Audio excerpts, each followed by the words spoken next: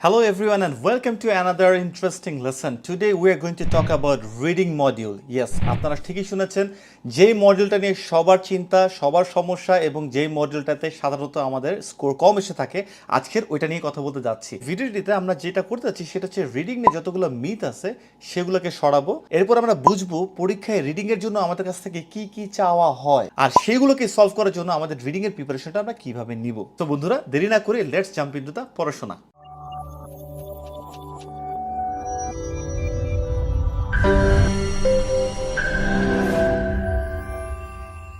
At the very beginning, let's talk about all those conventional mythologies regarding reading module in IELTS exam. But এটা শুরু করার আগে একটু বলতে যাচ্ছি আজকের ভিডিওটা স্পন্সর করেছে TapTapSend। আপনারা যারা দেশের বাইরে যেমন কানাডা, ইউরোপ, ইউএস, ইউকে এবং ইউএই থেকে বাংলাদেশে টাকা পাঠান তারা এই অ্যাপটি ডেফিনেটলি ব্যবহার করতে পারেন। কারণ হচ্ছে এইখানে কোনো ট্রানজ্যাকশন ফিজ নেই। এইটার ট্রানজ্যাকশন খুবই ফাস্ট হয়। আমি নিজেও টাকা পাঠিয়েছি, হাফ অ্যান আওয়ারের মধ্যে বাংলাদেশে টাকা পৌঁছে যায়। এটার কনভার্সন রেট তো খুবই হাই। যেমন আজকের দিনে ক্যানাডিয়ান ডলার অন্য অন্য অ্যাপে 82-83 টাকা দেখালেও এই TapTapSend দেখাচ্ছে 92 টাকা। আর সবচেয়ে বড় ব্যাপার হচ্ছে এই অ্যাপটি ডাউনলোড করা এবং এটা অপারেট করা খুবই সহজ। অ্যাপল স্টোর বা প্লে স্টোর থেকে আপনারা সহজেই ডাউনলোড করতে পারেন এবং কিছু ক্রেডেনশিয়াল বসিয়ে আপনারা টাকা পাঠাতে পারেন। আর সবকিছুর বাইরে you can get 10 credits bonus if it's your first transaction and you have to use SKS। এই প্রোমো কোডটি যদি আপনারা অ্যাপ্লাই করেন তাহলে আপনারা 10 ক্রেডিটস বোনাস পাচ্ছেন। যেমন ইউকে থেকে 10 পাউন্ডস, ইউএস থেকে 10 ইউএস ডলার্স, কানাডা থেকে 10 ক্যানাডিয়ান ডলার্স, ইউরোপ থেকে 10 ইউরোস অ্যান্ড ইউএই থেকে পাচ্ছেন 25 দিরহাম বোনাস। তো দেশের বাইরে যারা আছেন আর টাকা পাঠাতে যাচ্ছেন ঝটপট করে অ্যাপটি ডাউনলোড না করে থাকলে এখনই ডাউনলোড করে নিতে পারেন। এবং আমি TapTapSendকে জানাচ্ছি ধন্যবাদ, বিকজ তারা এই এডুকেশনাল প্ল্যাটফর্মেও ইনভেস্ট করা শুরু করেছে, যার জন্য আমরা সুন্দর সুন্দর ভিডিও তৈরি করতে পারছি যাতে করে শিক্ষার্থীরা উপকৃত হয়। তো আর দেরি না করে আমাদের সেই ভুল ধারণাগুলো একটা একটা করে দেখে নিই। ফার্স্ট যে ভুল ধারণাটা আমাদের মধ্যে থাকে, কোনো কোচিং সেন্টার থেকে যত বেশি রিডিংয়ে ক্লাস পাবো অত মনে হয় আমার স্কোর ভালো হবে। ভুল। দ্বিতীয় যেটা মনে করি, কিছু শর্টকাট পদ্ধতি যেমন কিছু ওয়ার্ডস, কিছু সেন্টেন্স যদি আমরা মেনটেন করে চলি এবং সব জায়গায় আমরা যদি ওগুলোকে কাজে লাগাই তাহলে মনে হয় আমরা ভালো মার্কস পাবো। এটাও ভুল। থার্ড যে ভুল ধারণাটা, আমরা ক্যামব্রিজের ভোকাবুলারিজগুলো মুখস্থ করা শুরু করি। আমাদেরকে মাথায় রাখতে হবে যে এই প্যাসেজগুলো কিন্তু একটা রিসার্চ পেপার থেকে আনা এবং একটা রিসার্চ একটা বিষয়ের উপরে। যেমন এখানে অনেক মেডিকেল টার্মিনোলজিস থাকতে পারে, নট নেসেসারি যে আমাদেরকে প্রত্যেকটা জিনিস শিখতে হবে। মানে আমি বোঝাতে চাচ্ছি যে অ্যাডভান্স সব ভোকাবুলারি আমাদের মুখস্থ করতে হবে ব্যাপারটা তা না, কিন্তু আমরা সেটা করে আমাদের এনার্জি, টাইম সবকিছু লস করে বসে থাকি, সাথে কনফিডেন্সও। ফোর্থ হচ্ছে যখন আমাদের রিডিং কেউ বোঝায় মনে রাখতে হবে দ্যাটস আ লাইফ সাপোর্ট। অবশ্যই দরকার আছে, লাইফ সাপোর্ট কি দরকার নাই? অবশ্যই লাইফ সাপোর্ট দরকার আছে, কিন্তু সেই লাইফ সাপোর্টের যদি মেশিনটা সরায় নেওয়া হয় তাহলে হার্ট কি পাম্প করতে পারে? আমি বোঝাতে চাচ্ছি যে আমাদের যখন কেউ বোঝায়, সেটা টিচার হোক বা যেই হোক, সে যখন বোঝানো শেষ করবে পরে যে প্যাসেজটা যাচ্ছে আমি কি একটু ডেভেলপড হয়েছি? তার মানে টিচার্সরা কয়েকটা রিডিং প্যাসেজ সলভ করে দিলেই যে পরেগুলো আমি সব পটপট করে পাঠতে থাকবো, ব্যাপারটা এরকম না। সো এইবার আসি আইএলটিএস রিডিং মডিউল আসলে কি চায়। দুইটা জিনিস চায়, একটা হচ্ছে কম্প্রিহেন্সিভ অ্যাবিলিটি আর সেকেন্ড হচ্ছে অ্যানালিটিক্যাল অ্যাবিলিটি। এক এক করে আমি বলছি। কম্প্রিহেন্সিভ অ্যাবিলিটি হচ্ছে একটা জিনিস পড়ে বোঝা, আর অ্যানালাইটিক্যাল অ্যাবিলিটি হচ্ছে ক্রিটিক্যাল থিঙ্কিং অথবা ক্রিটিক্যাল রিজনিংটা আছে কতটুকু সেটাকে যাচাই করা। আর এই দুইটা কম্বিনেশন হচ্ছে রিডিং মডিউল, যেটা আবার করতে হবে একটা টাইম প্রেশারের মধ্যে। সো আপনাকে এই দুইটা জিনিস টেস্ট করা হচ্ছে একটা শর্ট টাইমের মধ্যে। তার মানে আপনার স্ট্রেস লেভেলটা আপনি কতটুকু ম্যানেজ করে এক্সামটা দিতে পারবেন, that's the main purpose of reading module. আমি যখন আমার প্রাইভেট ব্যাচে রিডিং মডিউল করাই আমি একটা ধাঁধা দিই সবাইকে। সেটা হচ্ছে একটা পুকুরে 10টা মাছ আছে, সে 10টা মাছের মধ্যে 5টা মাছ মারা গেছে, আরও 10টা মাছ রাখা গেছে, তাহলে পুকুরে কয়টা মাছ আছে? সো অনেকেই বলে 10টা মাছ ছিল, 5টা মাছ মারা গেছে, তার মানে 5টা মাছ আছে, আরও 10টা মাছ রাখা হলে 15টা মাছ আছে। অনেকে আবার 20টাও দেয়, অনেকে আবার 25টাও দেয়। এখান থেকে আমি ছোট্ট একটা এক্সাম্পল নিয়ে আসতে পারি রিডিং মডিউল আসলে কি অ্যাসেস করতে চায়। মাছ বলা আছে ধরেন 10টা, 5টা মারা গেছে আর 10টা রাখা আছে। তো 5টা যে মারা গেছে এই 5টা কিন্তু আলটিমেটলি বলানো হয় না, যেটা তা উঠায় নেওয়া হয়েছে পুকুর থেকে। তার মানে সেই 5টা কিন্তু আছে, তার মানে 10টা আর অ্যাড হয়েছে আরও 10টা। সো টোটাল মাছ কয়টা হলো? 20টা। এই যেটা ধাঁধার মধ্যে আপনাকে আমি ফালালাম, এটা কিন্তু নট গিভেন ট্রু ফলস হিসেবে আসতে পারে, যে 10টি মাছ আছে, ট্রু ফলস নট গিভেন, অথবা পুকুরে কয়টি মাছ আছে, কিছু একটা হতে পারে। এই যে টেস্ট করা হলো সেটাকে বলা হয় অ্যানালিটিক্যাল অ্যাবিলিটি টেস্ট। আর যে কথাগুলো আমি আপনাকে বললাম এটা লিসনিং টেস্টে বক্তা বলবে আর রিডিং টেস্টে আপনাকে এটা পড়তে হবে।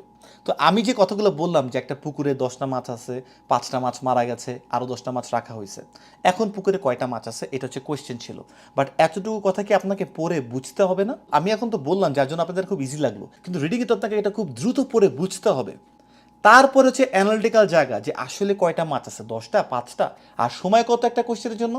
এটা নিয়ে আমরা একটা ভিডিও বানাবো যে আমরা কোন কোশ্চেনের জন্য কত মিনিট রাখতে পারি। তার মানে বোঝা যাচ্ছে রিডিং মডেলটা কি টেস্ট করতেছে। আপনারা যতই মনে করেন যে এখানে 5টা ক্লাস, এখানে 6টা ক্লাস, এখানে 8টা ক্লাস, বা আপনি অনেকগুলো ক্লাস করতেছেন অথবা আপনি পরীক্ষা দিচ্ছেন, কোনো লাভ নাই যদি কিনা এই দুইটা জিনিস ডেভেলপ না করা হয়। এখন এমন সমাধান দিব যেটাতে আপনি রিডিংয়ে 7 পাবেন নিশ্চিত ইনশাআল্লাহ। তো আমরা একটা একটা করে ধরি। একটা হচ্ছে কম্প্রিহেনসিবিলিটি, এটা কিভাবে ডেভেলপ করব। এইটা ডেভেলপ করার জন্য একটাই মূল মন্ত্র, এবং সেটা হচ্ছে রিড রিড রিড। এইটা ছাড়ার কোনো উপায় নাই কম্প্রিহেন্সিভ অ্যাবিলিটি ডেভেলপ করার। পড়তে হবে প্রচুর। বাংলা যদি আমি একটা উদাহরণ দিই, হাসপাতাল লেখা, তাহলে হা প ল এইরকম দেখলে না আমি বুঝে ফেলি হাসপাতাল, কারণ কি এটা আমার বারবার পড়া আছে বা পরিচিত। ইংলিশও যে ওয়ার্ডগুলো আছে যত আমরা পড়বো তত ওগুলো আমাদের মাথার মধ্যে গেঁথে যায়, এবং এরপরে সেকেন্ড টাইমে দেখা যাচ্ছে আবছা আবছা পড়লেই অথবা প্রথমে মিডল লাস্টে একটু হালকা দেখলেই এই ওয়ার্ডটা আমাদের মাথায় চলে আসে। তাহলে ভাই কতক্ষণ পড়বো? আমি পড়তাম 3 ঘন্টা, আপনারা পড়বেন অ্যাটলিস্ট 2 ঘন্টা, বাট টানা পড়বেন, কোনো ব্রেক নাই। সো এখন যদি আপনি 2 ঘন্টা পড়তে যান এবং আপনি দেখেন 10টা পৃষ্ঠা আপনি পড়তে পারতেছেন ইংলিশে, ইটস ইয়োর লেভেল। জাস্ট এভাবে 2 ঘন্টা রেগুলার পড়ে যান, 1 মাস পরে দেখবেন আপনি 20 থেকে 25 পৃষ্ঠা পড়তে পারছেন উইথ প্রপার আন্ডারস্ট্যান্ডিং। সো আমি বিং এ টিচার সবাইকে সাজেস্ট করি, start with the easiest thing. Don't go for the Cambridge or other hard and advance vocabulary books. So এটার জন্য আমি 5টা বই রেকমেন্ড করি। I always suggest students start with the secret. আর এরপরে বইগুলো আমি ডিসক্রিপশন বক্সে লিখে দিব, আপনারা একটু দেখে নিয়েন। Now let's talk about the analytical ability. এইটা এমন একটা জিনিস যে ধূপ করেই হবে না, এটা কয়েকভাবেই বাড়ে। যেমন আপনি বিভিন্ন সময় বিভিন্ন কমপ্লেক্স সিচুয়েশন হ্যান্ডেল করেছেন, সলভ করেছেন, সেগুলো থেকে বাড়ে। সেকেন্ড হচ্ছে আপনি যদি অনেক কেস সলভ করেন বা থ্রিলার মুভি দেখেন, সেগুলোতেও কিন্তু অনেক সময় এই অ্যানালিটিক্যাল বা ক্রিটিক্যাল রিজনিংগুলো আস্তে আস্তে ডেভেলপ হয়। থার্ড হচ্ছে যারা দাবা খেলে অথবা পাজল সলভ করে তাদেরও অনেক ডেভেলপ হয়, বাট এগুলো তো আসলে আলটিমেটলি আমরা এখন করবো না। ফোর্থ যেটা, সেটা সবচেয়ে বেশি ওয়াইজ, সেটা হচ্ছে back calculation. What is back calculation? আপনি যখন 1 ঘন্টা রিডিং পরীক্ষাটা শেষ করবেন, আপনি দেখলেন আপনার 20-22 হয়েছে। সো এটা কিন্তু আপনার লেভেল, এটা কিন্তু আপনার ইম্প্রুভমেন্ট না। নেক্সট স্টেজটা হচ্ছে আপনার আলটিমেটলি ডেভেলপমেন্টের জায়গা, যেখানে আমি ক্রিটিক্যাল অ্যাবিলিটিটা ডেভেলপ করতে পারি। সেটা কি? সেটা হচ্ছে নেক্সটে আমি 40 মিনিটস ব্যয় করব কোন কোন প্রশ্নগুলোর উত্তর আমি পারিনি এবং কেন পারিনি। এটা আমি কয়েকটা ক্যাটাগরিতে ভাগ করব।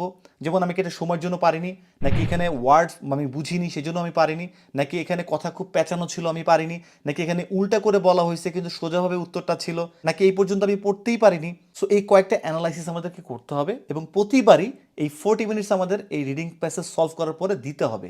তখন দেখা যাবে যে 4টা 5টা আমরা আরও বুঝতেছি, ও আচ্ছা এটা টাইমের জন্য পারিনি, ও আচ্ছা এখানে আমি আর একটু পড়লে পারতাম, ও আচ্ছা এই ভোকাবুলারিটা উল্টাভাবে করছে, সিনোনিমটা বা অ্যান্টোনিমটা এরকম ছিল। সো এইভাবে করতে করতে ব্রেইনের ডোরগুলো একটু একটু করে খোলে। It will take time, but not more than 2 to 3 months. যাদের লেভেল একেবারেই খারাপ আমি বলবো 3 মান্থস, আর যাদের একটা মডারেট লেভেল আছে তাদেরকে বলবো 2 মান্থস, মোর দেন আনাফ।